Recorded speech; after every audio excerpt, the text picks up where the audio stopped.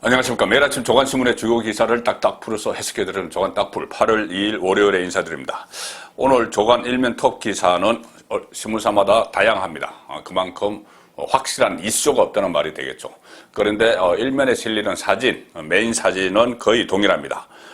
여서정 선수, 도쿄올림픽에서 기계체조 여성 선수로는 처음으로 동메달을 땄는데 1996년 애틀랜타 올림픽 은메달리스트 여홍철 선수의 딸이죠. 자, 그래서 이 관련 사진들을 거의 다 일면에 실었습니다. 그리고 기사들은 주로 기획 기사들이 많이 실렸고, 어쨌든 이 여서정 선수의 동메달 소식이 상당히 낭보로 이렇게 다가왔습니다. 자, 정치 시사 기사는 지난 금요일에 전격 입당했죠. 윤석열 전 검찰총장 소식인데, 자, 윤석열 효과 범 야권에서 어떤 영향을 발휘를 할까? 자, 지금 윤석열 전 총장이 입당한 직후에 대선 후보 여론조사, 선호도 조사에서 윤석열 지지율이 대폭 올랐다. 이런 여론조사 결과가 바로 나왔습니다. 자, 오늘 그 세계일보가 보도를 했는데, 세계일보와 미래한국연구소가 PNR 리서치에 의뢰를 해서 이 여론조사를 했는데, 30일, 금요일 30일에, 7월 30일에 윤석열 전 총장이 국민의힘에 전격 입당을 했죠. 그런데 이 조사는 7월 31일 토요일에 실시가 됐습니다. 그러니 윤석열이 국민의힘 입당하고 나서 여론이 어떻게 변했느냐. 자, 이것을 조사를 한 건데, 전격 입당에 컨벤션 효과가 있었나? 이재명의 12%포인트 차로 앞섰다. 두 자릿수로 앞섰다는 이야기입니다. 이 입당을 하고 나서 나온 여론조사 결과입니다. 대선 후보 선호도 조사. 자, 그래서 여기 보면은 30%가 넘어갔죠. 윤석열 전 총장이 35.3%를 기록했습니다. 그리고 이재명이 12% 뒤져서 23.2%, 그 아래 이낙연 16%, 최재형 6.9% 이렇게 나오는데, 35.4%는 이재명 23.2%와 격차가 12.1%포인트입니다. 12.1%. 자, 그런데 그렇다면은 그 입당 전에는 어떠냐? 그 같은 여론조사 기간을 놓고 비교를 해야 되겠죠. 자, PNR이 조사를 한 것과 한번 비교를 해보면은 이 7월 28일 입당 전이죠. 입당 전에 조사를 한 것을 보면은 윤석열의 지지율이 32.1%입니다. 지금 오늘 발표된 게 35.3%니 약 3%포인트 이상 올랐죠. 그리고 이재명은 25.7%였습니다. 그래서 오늘 23.2%보다 또 이재명은 또 2.5% 떨어졌는데, 그래서 결과적으로 입당 전에 윤석열과 이재명의 격차는 6.4%포인트였는데 입당 후에 격차가 12%포인트, 거의 배로 벌어졌다. 그래서 입당 효과가 있다. 자, 이런 분석이 나오는 겁니다. 입당하면서 컨벤션 효과가 반영된 것으로 보이고, 또 경선 일정에 대한 불확실성이 사라지고 보수 유권자를 중심으로 야권 대선 후보에 대한 기대감이 좀 반영이 됐다. 자, 이렇게 분석이 된다고 이 한국일보는 보고 있습니다. 그리고 또 양자 대결할 때도 윤석열과 이재명, 윤석열과 이낙연, 이 경우에도 과반 윤석열이 50% 이상을 차지하면서 이기는 걸로 나온다. 또 국민의힘 당내 경선 주자들만 대상으로 그 조사를 했을 때, 지금 이제 국민의힘 경선이 시작되니 이 조사도 상당히 중요하죠. 국민의힘 대권 주자들만 가지고 조사를 하면 적합도 조사, 당내 대선 후보 적합도 조사, 누가 국민의힘 후보가 돼야 되느냐, 이 부분에서 윤석열이 38.5%, 그리고 2위가 홍준표 15.7%, 거의 2배 이상 차이가 나는 그런 그 지지율을 계속 기록을 하고 있습니다. 그 아래 최재형 전 원장이 8.7, 유승민 전 의원 8.1, 원희룡 5.6 이렇게 나와서 중위권을 형성을 하고 있는데, 어쨌든 경선은 지금부터 시작이 되죠. 지금부터 시작이 되기 때문에 윤석열에 대한 공격이 집중적으로 이루어질 수밖에 없는 그런 상황입니다. 자, 이 지지율을 보면은 윤석열 전 총장이 그동안 이 망설인 이유 중에 하나가 국민의힘에 합류를 했을 경우에 중도층, 지금 밖에 장외에 있을 때는 중도층 중에서도 윤석열 지지자들이 많았는데 국민의힘의 우파 정당에 합류를 하면은 이 중도층이 어느 정도 떨어져 나가지 않을까. 자, 그런 부분도 사실 입당을 좀 망설이는 그런 이유가 됐었습니다. 그런데 이것이 어느 정도는 현실화됐습니다.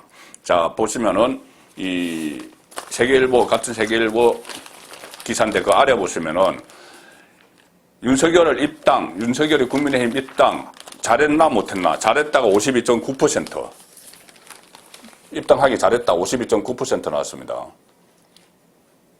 그런데 중도층에서는 좀 부정적인 반응을 보였습니다. 중도층에서는.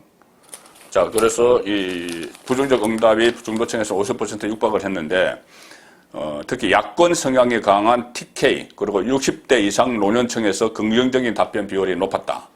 52.9%가 입당 잘했다. 이렇게 이야기했는데, 아니야, 입당한 거 잘못됐어. 하는 응답도 33.9%가 나왔습니다. 그리고, 특히 국민의힘 지지층 중에서는 당연하죠. 88.7%.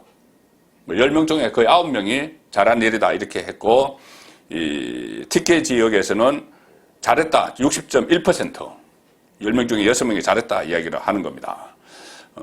그런데 지지정당이 나는 민주당도 지지 안 하고 국민의힘도 지지 안 한다. 이렇게 응답한 사람 중도층이죠. 이 중도층에서는 48.7%, 거의 절반 가까이 48.7%가 윤석열 입당에 대해서 잘못했다. 이렇게 대답을 했습니다. 자, 그래서 이 중도층의 지지자가 좀 이탈할 것이다. 이것은 어느 정도 실제로 현실화됐습니다. 그런데 보수층의 윤석열에 대한 결집도가 그것보다 더 크게 올라가면서 상쇄를 시켰죠. 중도층이 일부 이탈하는 것을 상쇄를 시켜서 전체적으로 지지율이 올라가는, 자, 그런 상황이 나왔습니다. 자, 윤석열 전 총장은 어쨌든 오늘부터 경선전에 뛰어들어야 됩니다. 뛰어들어서 오늘 입당식도 하고 또 초선 의원들 대상으로 강연도 하고 어쨌든 국민의힘 경선 주자로서 지금 아직 후보 등록은 한 달 이후에 하지만은 벌써 시작을 한 것이죠. 그래서 이 상황에서는 지금 이재명 경기지사가 저번에 민주당 경선에서 압도적 1위를 달릴 때 9명 중에서 8명, 상대방 8명이 벌떼 공격을 해서 8대1의 대결을 벌였다. 그런 이야기 나왔는데 지금 국민의힘 주자들은 윤석열을 제외하고 13명입니다.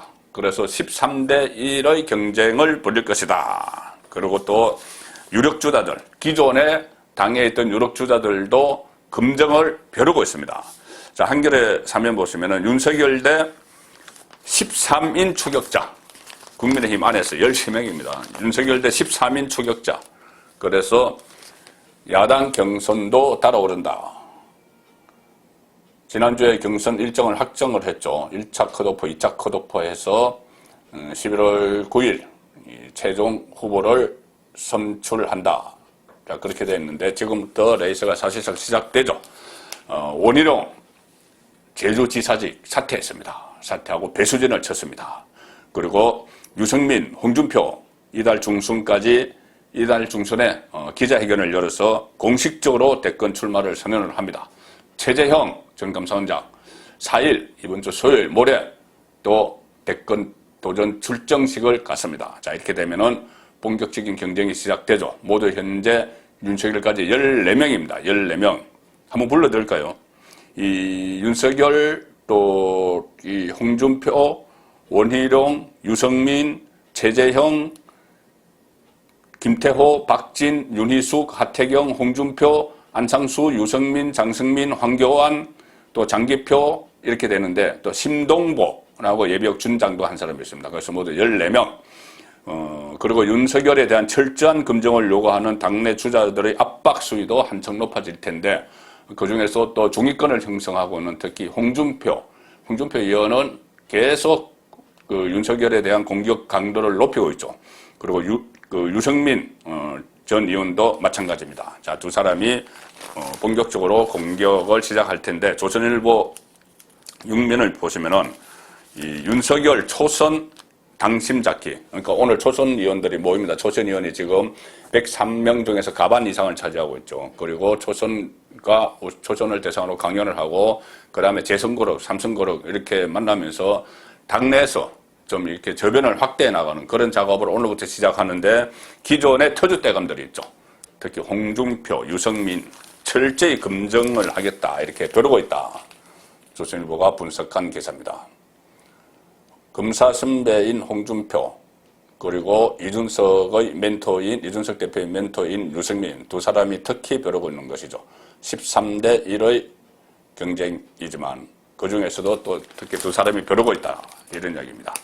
유승민 어제 방송 인터뷰를 했는데, 윤석열, 최재형 두 사람을 싸잡아서 이 두 사람을 싸고 있는 신비주의, 베일이 벗겨지면 지지율이 충분히 출렁일 것이다 이렇게 이야기를 했습니다. 홍준표, 경선 과정에서 치열하게 상호 검증 한번 해보자.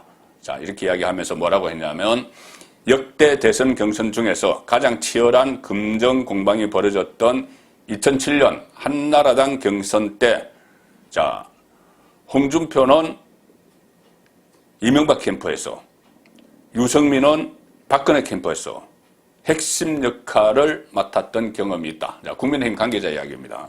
그래서 양쪽에서 MB 캠프의 홍준표, 박근혜 캠프의 유승민, 그래서 이 두 사람이 윤석열에 대한 검증이 상당히 강해질 것이다. 국민의힘 안에서 나오는 이야기죠. 자, 그때 2007년 당시 저도 취재를 했지만은 그때 국민검증위원회라는 걸 만들었습니다. 2007년에 후보검증위원회, 국민검증위원회를 만들어서 박근혜 후보 쪽에서는 이명박 후보에 대해서 내곡동 땅 의혹, 그리고 또 BBK 이런 것을 막 검증 공사를 펼쳤고, MB 쪽에서는 박근혜 후보에 대해서 무슨 최태민 목사와의 그 관계 뭐 이런 것을 아주 치열하게 난타전을 벌이는 그런 상황이 있었죠. 그래서 결국은 지난 후에 생각해보면 그때 2011년 때 양쪽이 일종의 예방주사를 맞았다. 그래서 본선에서 이런 문제들이 제기가 됐어도 두 번 다 넘어갔다. 2007년은 이명박, 2012년은 박근혜. 이렇게 예방주사를 맞았기 때문에 내부에서 치열한 검증이 있었기 때문에 그냥 넘어간 것이다. 넘어갈 수 있었다. 자, 이런 평가도 받고 있습니다. 자, 이번에도 당 지도부가 검증단을 만든다는 보도가 한겨레 신문 일면 톱으로 나왔습니다. 이준석 대표실 산하에 이 후보 검증단을 만든다. 자, 이런데 그때와는 지금 상황이 좀 다른 것 같습니다. 왜냐하면 그때 이명박, 박근혜 두 사람이 아주 치열하게 1대1로 맞수 대결을 벌였을 때고, 지금은 윤석열이 거의 혼자 독주를 하는 그 상황입니다. 최재형, 홍준표, 유승민 아직은 이 추격의 고삐를 바짝 당기지 못하고 있는 상황이죠. 이 상황에서 1대 13의 이 대결이 벌어지는데, 자, 이준석 대표실에서 검증단을 만들어서 하면은 윤석열에게만 집중이 되는데, 자, 과연 이것이 2007년과 같은 효과를 낼 수 있을지, 한겨레 신문이 이것을 일면 톱으로 보도를 했습니다. 이준석 직속 검증단이 윤석열 공세에 선제 대응을 한다. 선제 대응을 한다. 그리고 2007년과 지금은 조금 다른 것이 SNS가 상당히 발달을 했기 때문에 이것이 자칫 내부에서 문제를 제기를 하면 이것이 상당히 파상적으로 확산이 되면서 왜곡이 되고 할 가능성도 있습니다. 자, 그런데 내부에서 철저히 검증을 하면 되는데 이것이 네거티브로 흘러서 공격의 빌미를 제공할 수 있고, 이 진실이 아닌 내용들이 지금 그렇지 않아도 뭐 줄 벽화 같은 것, 뭐 뮤직비디오 이런 것들이 막 다니는데, 자, 이것이 내부에서도 논쟁거리가 되면은 과연 이 대선에서 덕이 될지 독이 될지 그 부분은 나중에 봐야 되겠죠. 국민의힘이 대표실 산하에 대선 예비후보 검증위원회를 설치하고 본격적인 검증 작업에 들어간다. 당 차원에서 선제적인 대응에 나서 특히 윤석열에 대해서 리스크를 관리하겠다는 뜻으로 풀이가 된다. 국민의힘 대선 예비후보 검증위원회가 출범을 하면은 10여 명에 이르는 당내 후보 검증 작업에 본격 착수하는데, 실제로 조직이 가동이 되면은 엑스파일, 처가 관련 이런 의혹이 이미 제기된 윤석열 검증 작업이 대부분일 것으로 보인다. 그렇게 되는 것이죠. 자, 그래서 2007년 대선 경선에서 MB, 박근혜 격하게 맞붙으며 네거티브 공방이 극에 달했으나 당시 한나라당은 국민검증위원회를 가동하고 이를 통해 공개청문회까지 열었다. 자, 지금도 뭐 그렇게 할 것 같아. 이렇게 이야기를 하는데, 그때처럼 긍정적인 효과를 낼지, 그때도 뭐 사실은 뭐 결과적으로 긍정적인 효과를 냈지만은 내부 총질을 할 때는 상당히 심각했죠. 감정 싸움이 되고, 그로 인해서 지금 친이 친박, 지금은 어느 정도 좀 소멸이 됐지만은 친이 친박이 이 두 정권 동안 뭐 공천할 때마다 공천 학살 뭐 이런 이야기도 하고 상당히 심각한 후유증을 남겼던 일이 있습니다. 그래서 자, 그것을 지금 당 차원에서 하는 것이 옳으냐, 그 부분은 조금 더 논쟁을 해봐야 될 문제 같습니다. 자, 이준석 대표 6월 11일 날 당 대표가 됐죠. 한 50일 지났는데 이준석에게 그때 부여된 임무는 세 가지였습니다. 3당이죠. 하나는 홍준표의 복당, 하나는 윤석열의 입당, 하나는 안철수와의 합당, 이 세 가지였는데 뭐 복당은 그럭저럭 무난하게 됐고, 합당 문제는 이준석 패싱 논란까지 일어났지만 어쨌든 그 합당이 아니고 입당, 윤석열의 입당, 패싱 논란이 일어났지만 어쨌든 성사가 됐습니다.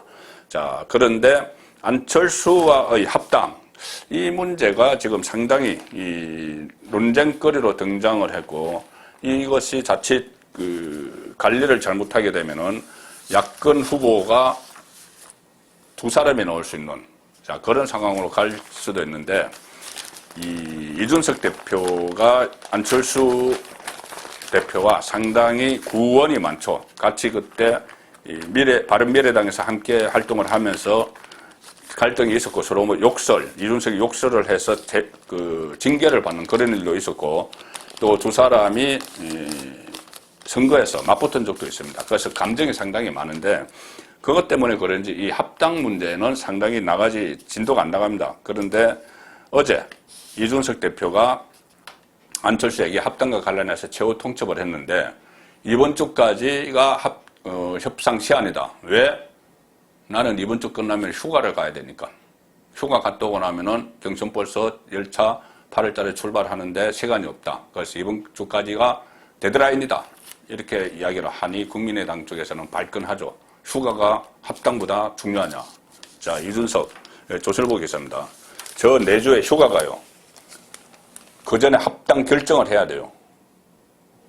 자, 안철수 쪽의 건언이 이 협상 대표 단장이었죠. 아니, 휴가가 정권 교체보다도 중요한가? 자, 이렇게 이야기를 합니다. 한 달 동안 실무 차원에서 그 합당 협상을 벌였지만 최근 결렬을 선언을 했죠. 그런 상황에서 이준석이 거제 했습니다. 거제 페이스북을 통해서 안 대표가 합당을 위해 만남을 제안한다면 언제든 벗은발로 맞을 것이다. 그렇지만 다만 시한은 다음 주로 못 받겠다. 이번 주 이야기합니다. 그리고 이번 주가 지나면 저는 휴가를 가고 휴가 이후에는 안철수 대표를 배워도 경선버스 출발 전까지 합당을 위한 충분한 시간을 갖기 어렵다. 그러니까 본인이 8월 9일에 휴가를 가니까 그 전에 합당 협상에 응하라. 이렇게 최후 통첩을 보낸 겁니다. 이건 갑질로 느껴지죠. 국민의당 입장에서는. 그래서 권은희 원내대표가 페이스북에 아니 이준석 대표의 휴가 일정이 대선에서 그렇게 중요한 일정인 줄 몰랐다. 이렇게 이야기합니다. 그리고 이준석이 연일 안철수를 향해서 협상에 응하라 이렇게 압박을 하고 국민의당이 계속 반발하면서 감정 싸움으로 번질 가능성도 있다. 벌써 번졌죠. 그리고 과거 두 대표는 바른미래당에서 함께 했을 때도 관계가 썩 좋지는 않았다. 자, 이렇게 되면은 복당, 홍준표 복당, 윤석열 입당, 안철수 합당까지 해야지 야권 단일 후보를 만드는 마지막 퍼즐이 맞춰지는데 지금 마지막 퍼즐에서 어긋나고 있습니다. 그래서 이것이 본선까지 계속 이어지면은 결국은 다시 이준석 리서크로 야권에서 단일 후보가 나서 1대1 맞대결을 하는데 차질을 빚는 것 아니냐. 그런 우려가 나오고 있습니다. 자, 오늘 다른 중요한 소식 두 가지는 간단하게 전해드리겠습니다. 국민일보가 6면에 두 가지 기사를 했는데, 하나는 김여정 북한 노동당 부부장 한미훈련 하지 마라. 지금 한미훈련이 예정돼 있는데 남북관계 흐를 것이다. 이렇게 또 압박을 하니 정부가 난감해졌다. 그 사진은, 이 김정은 사진은 김정은의 목 뒤에 파스를 붙인 흔적이 있는데, 그래서 뭐 어떤 시술을 받았나 그런 말이 나들고 있는데, 그 목 뒤 부위가 할아버지 김일성이 그 혹이 생겼던 적이 있죠. 그 부위에다 해서 또 건강 이상설 이런 것이 조금씩 나돌고 있습니다. 자, 김여정이 이렇게 한미훈련 하지 마라 이렇게 엄포를 놨습니다. 자, 그러면은 이 실제로 한미훈련을 예정돼 있는데 이것을 안 하면은 또 일종의 이 김여정의 하명에 따라서 그렇게 했다 이런 논란이 일어날 거니 상당히 정부는 지금 난감할 텐데, 특히 얼마 전에 남북통신연락선이 전격적으로 복원됐죠. 그것이 저도 전해드렸지만 그것을 계기로 남북 정상회담이 다시 이루어질 수 있고, 그렇게 되면 대선에 아주 그 문재인 정권 입장에서 긍정적인 영향을 미칠 것이다. 그런 전망도 나오고 있는데, 김여정이 거기에 대해서도 딱 선을 그었습니다. 지금 남조선 안팎에서는 나름대로 그 의미를 확대해서 해석하고 있으며 북남 순회 회담 문제까지 뭐 여론화하고 있던데, 나는 때 이런 경솔한 판단이라고 생각한다. 그냥은 안 된다는 이야기입니다. 자, 그래서 어떤 그 대가를 지불을 하는 것 아니냐. 그래서 또 이 북한 퍼주기, 눈치 보기가 시작되는 것 아니냐. 그런 우려도 나옵니다. 국민일보 그 아래 기사는 강복절 특사 기사입니다. 청와대가 이재용 강복절의 가석방 유력하게 검토하는데 전직 대통령은 추후 논의한다. 또 추후 논의한다. 이명박 박근혜 전 대통령. 지금 여전히 일각에서는 8.15 때 박근혜 전 대통령이 전격 사면될 것이라는 이야기도 나오긴 나옵니다. 여권에서도 그런 이야기가 나오고 있는데, 자, 그런데 또 이런 기사가 나온다는 것은 결국은 여전히 박근혜 전 대통령 또 이명박 전 대통령 사면 카드를 다음 대선에 어떻게 유리하게 활용을 할까? 이것을 그 주판 알을 굴리느라고 아직 좀 오락가락하는. 그래서 여기서는 지금 연말에 다시 연말이나 내년 3월 대선을 앞둔 시점에 국민 통합 차원에서 두 대통령 사면 논의가 다시 이루어질 수 있다는 그 전망이 나온다고 했는데, 자, 국민 통합 차원이라면 벌써 석방 사면을 했겠죠. 근데 지금 여전히 8.15 특사 할 거다. 전격적으로 할 거다. 아니다. 연말에 할 거다. 대선 앞에 할 거다. 이렇게 이야기하는 것은 정략적으로 이것을 계속 만지작거리기 때문에 이런 말이 나오는 겁니다. 조간 딱풀이었습니다.